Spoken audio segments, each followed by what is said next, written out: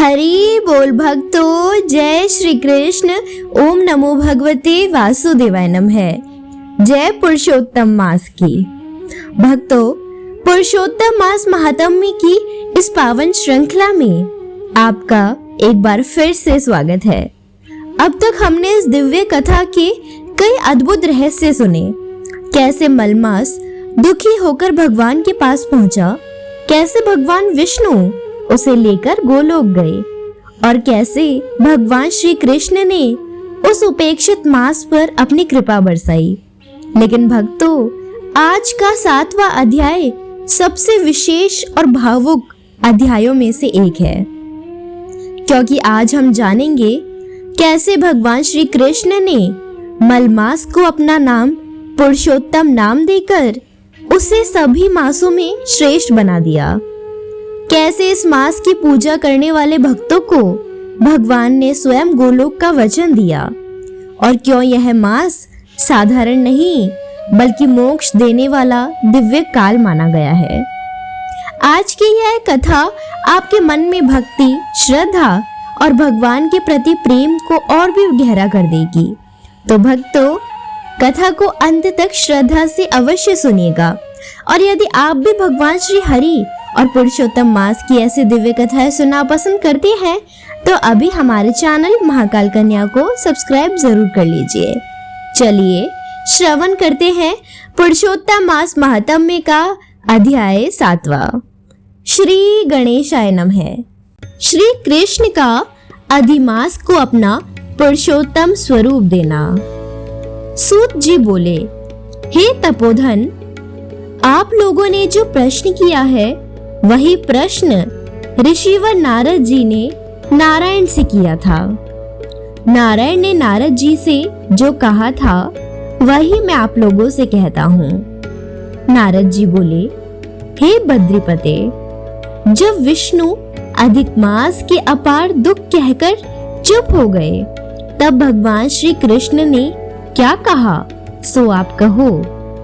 श्री नारायण बोले, हे वत्स नारद, गोलोकनाथ श्री कृष्ण ने विष्णु से जो कहा वह अति गुप्त है, परंतु जो श्रेष्ठ भक्त हो, जिज्ञासु हो, पाखंडी ना हो, सज्जन एवं सेवा करने वाला हो, उसे बता देना चाहिए। यह गुप्त वचन सुकीर्ति करने वाला, पुण्यात्मा, यश तथा श्रेष्ठ पुत्र देने वाला है। राजा और राज दरबारी को वश में करने वाला, दरिद्रता नाशक, पुण्यात्माओं को सुनने योग्य है। अतः भक्ति सहित इसका आचरण करना चाहिए। श्री पुरुषोत्तम बोले, हे विष्णु, आपने यह बहुत अच्छा किया जो मलमास का हाथ पकड़कर यहाँ ले आए। इससे आपकी लोक में महान कीर्ति होगी। जब आपने अधिमास को अपना लिया तो मैंने भी इसे अपना लिया, अतः मैं इसे भी अपने समान सर्वोपरि करूंगा। यह गुण, कीर्ति, प्रभाव, ऐश्वर्य, शक्ति, पराक्रम व भक्तों को वरदान देने में मेरे ही समान गुणवान होगा। जैसे मैं विश्व में पुरुषोत्तम नाम से प्रसिद्ध हूँ, वैसे ही यह भी पृथ्वी पर पुरुषोत्तम नाम से विख्यात होगा। जो गुण मैंने इसको दिए हैं वे सब मुझ में हैं और मेरा पुरुषोत्तम नाम लोक और वेद में विख्यात है। हे जनार्दन, वह सभी गुण तुम्हारी प्रसन्नता के लिए आज मैंने इसे दे दिए हैं। अतः हे मधुसूदन, आज से मैं ही इसका स्वामी हूँ। अब इसका पुरुषोत्तम नाम होने से सब जगत पवित्र हो जाएगा और यह मेरे समान होकर सब मासों का स्वामी होगा।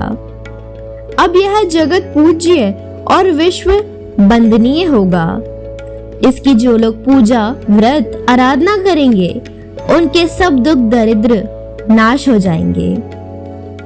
12 महीनों सकाम है, परंतु मैंने इसको निष्काम कर दिया। जैसे मैं प्राणियों को मोक्ष दाता हूँ, वैसे ही मैंने इसे मोक्ष को देने वाला कर दिया है। जो कोई निष्काम या सकाम भाव से इस अधिमास को पूजेगा, उसके सभी कर्म भस्मीभूत होकर वह मेरे गोलोक को प्राप्त करेगा, इसमें जरा भी संशय नहीं है।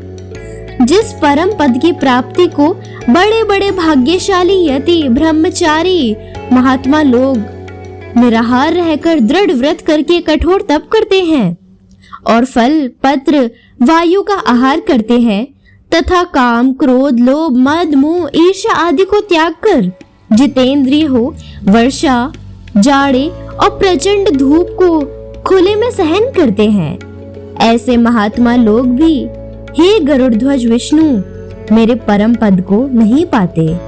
किंतु पुरुषोत्तम मास के आराधक केवल एक मास की आराधना से ही वृद्धावस्था रहित होकर परम पद गोलोक को बिना परिश्रम के प्राप्त कर लेंगे। सब साधनों में श्रेष्ठ धर्म, अर्थ, काम और मोक्ष की सिद्धि देने वाला यह पुरुषोत्तम मास अवश्य सेवन योग्य है। जैसे जोते हुए खेत में बोने से बीज करोड़ गुना बढ़ते हैं, वैसे ही पुरुषोत्तम मास में किया गया पुण्य कोटि गुना बढ़ता है। कुछ लोग चातुर्मासादि यज्ञ करके स्वर्ग में जाते हैं और वहां की भोग भोग कर फिर पृथ्वी पर आते हैं, किंतु जो व्यक्ति पुरुषोत्तम मास का आदर से विधि पूर्वक सेवन करता है, वह अपने कुल का उद्धार कर मुझको ही प्राप्त होता है। जो मुझे प्राप्त हो जाता है वह जन्म मृत्यु भय से व्याप्त आदि व्याधि तथा वृद्धावस्था से गिरा हुआ इस संसार में नहीं जन्मता। जहाँ जाकर फिर लौटना नहीं पड़ता, वही मेरा गोलोक धाम है। ऐसा वेद और उपनिषद का वचन सत्य है जो झूठा नहीं हो सकता। इस मास का स्वामी मैं हूँ। मैंने ही इसको प्रतिष्ठित किया है और अपना पुरुषोत्तम नाम भी इसको दिया है, जिससे इसके भक्तों की चिंता अब रात दिन मुझको रहेगी। अपने भक्तों की सभी कामना मुझको ही पूर्ण करनी होगी। मेरे भक्तों का अपराध कभी भी न गिना जाए। हे विष्णु, मेरी आराधना की अपेक्षा मुझे अपने भक्तों की आराधना अधिक प्रिय है, परंतु कभी कभी मुझे अपने भक्तों की वांछा पूरी करने में कुछ देर हो जाती है। मेरे पुरुषोत्तम मास के जो भक्त हैं, उनकी मनोकामना पूरी करने में मैं कभी विलंब नहीं करता। मल मास के भक्त मेरे भक्त हैं, वह मुझको अत्यंत प्रिय है। इस मास में महाअज्ञानी मनुष्य जो जप, दान, स्नान आदि नहीं करते, अच्छे कर्म नहीं करते और देव तीर्थ ब्राह्मण का उपवास करते हैं, वे दुष्ट और अभागे जो दूसरे के भाग्य पर जीने वाले हैं, उनको स्वप्न में भी सुख नहीं मिलता, जैसे खरगोश के सींग खोजने पर भी नहीं मिलते। जो मूर्ख मेरे प्रिय मलमास का तिरस्कार करते हैं और जो धर्म का आचरण नहीं करते, वे सदा नरकगामी होते हैं। पुरुषोत्तम मास प्रत्येक तीसरे वर्ष में बढ़ता है। ऐसे मास में जो धर्म आचरण नहीं करते, वे कुंभीपाक नरक में पड़ते हैं और जब तक पृथ्वी पर जीवित रहते हैं तब तक अनेक कष्ट पाते हैं तथा पुत्र, पौत्र, पत्नी द्वारा दिए गए क्लेशों को भोगते हैं।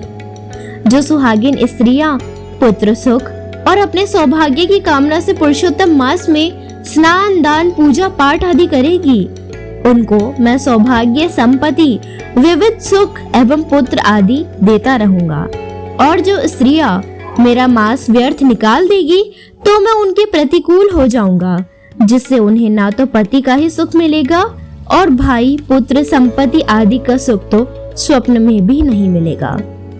अतः इस मास में सभी शुद्ध मन से स्नान, पूजा, जपादि अवश्य करें और अपनी शक्ति के अनुसार दान करें। जो कोई पुरुषोत्तम मास में श्रद्धा भक्ति से मेरा पूजा करेगा, वह धन, पुत्र और विविध भांति के सुख भोग कर अंत में गोलोक में जाकर वास करेगा। मेरी आज्ञा से सब मनुष्य अधिमास की पूजा करेंगे, क्योंकि मैंने इसे सब मासों में उत्तम किया है। हे रमापते, अब तुम अधिमास की चिंता छोड़कर उस पुरुषोत्तम मास को बैकुंठ ले जाओ। श्री नारायण बोले। इस प्रकार विष्णु श्री कृष्ण के मुख से ऐसे रसीले वचन सुनकर बड़े आनंदित हुए और मलमास को साथ लेकर नवीन मेघ के समान श्याम कांति वाले श्री श्याम सुंदर को प्रणाम करके गरुड़ पर बैठ शीघ्र ही अपने बैकुंठ को चले गए। इति 7वां अध्याय समाप्तम। भक्तों, इसी के साथ पुरुषोत्तम मास महात्म्य का अध्याय 7 यहीं पर विराम होता है। मित्रों, आज के इस दिव्य अध्याय से हमें यह समझने को मिला कि भगवान के दरबार में कोई भी तुच्छ या अपमानित नहीं रहता। जिस मलमास को संसार ने अशुभ समझकर ठुकरा दिया था, उसी को भगवान श्री कृष्ण ने अपने नाम से विभूषित करके पुरुषोत्तम मास बना दिया। यह अध्याय केवल एक मास की महिमा नहीं बताता, बल्कि यह सिखाता है कि जब कोई सच्चे मन से भगवान की शरण में जाता है तो भगवान उसका सम्मान संसार से भी अधिक बढ़ा देते हैं। भगवान श्री कृष्ण ने स्वयं कहा कि जो श्रद्धा, भक्ति, जप, दान, व्रत और पूजा के साथ पुरुषोत्तम मास का पालन करेगा, उसके दुख दूर होंगे, मनोकामनाएं पूर्ण होगी और अंत में उसे गोलोक की प्राप्ति होगी। इसलिए भक्तों, इस पावन पुरुषोत्तम मास को व्यर्थ मत जाने दीजिए। अपनी शक्ति अनुसार जप, दान, पूजा और भगवान का स्मरण अवश्य कीजिए। यदि आपने इस कथा को श्रद्धा से सुना है तो कमेंट में अवश्य लिखिए जय पुरुषोत्तम भगवान। और ऐसी ही दिव्य कथाएं सुनने के लिए हमारे चैनल महाकाल कन्या को सब्सक्राइब करना ना भूलें। मिलते हैं अगले अध्याय के साथ, तब तक के लिए जय श्री महाकाल। ओम नमो भगवते वासुदेवाय नमः।